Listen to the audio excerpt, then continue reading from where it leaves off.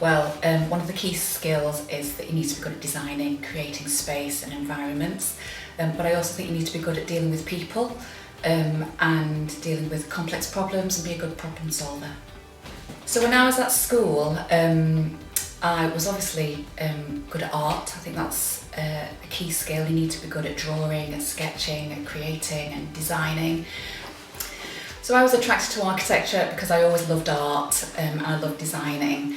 And at the same time, I grew up in Manchester, which was very entrepreneurial, and it was the music scene, and the city was really exciting. So I'd find myself in the city being really inspired and just wanted to study more about how these places were created. So historically, in practice, I've designed and built museums and galleries and housing. And I am proud of that, but I must be honest, the projects that have made a real impact are the ones that have been in the community. So a couple of years ago, we designed and built and refurbished the YMCA in North Tyneside, which has totally transformed a really run-down bit of North Shields and created a real central community that serves quite deprived edge of society, and that I think has just made a massive difference.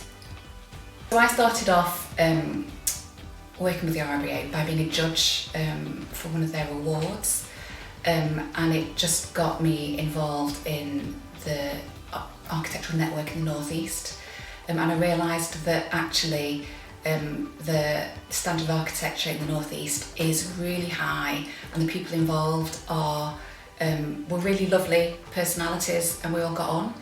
So I just continued to keep involved, and I've got more and more involved as time has gone.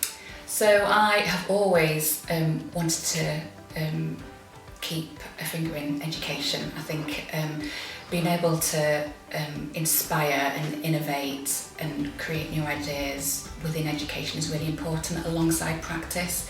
It helps us keep on the edge of new ideas and not go stale, and also impart knowledge onto the next generation. Well, when I was younger, I thought that I was going to go into medicine because my whole family were doctors of some sort, but the reality was that I couldn't stand blood.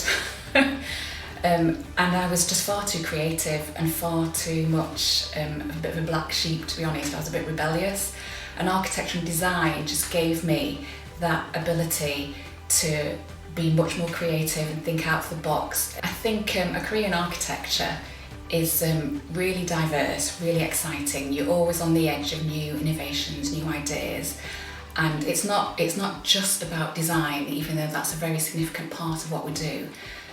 But you're responsible to innovate socially in terms of how communities can be transformed, environmentally, how you can really react to climate change and build things differently, and economically, so areas that are really run down, your input can totally transform a community.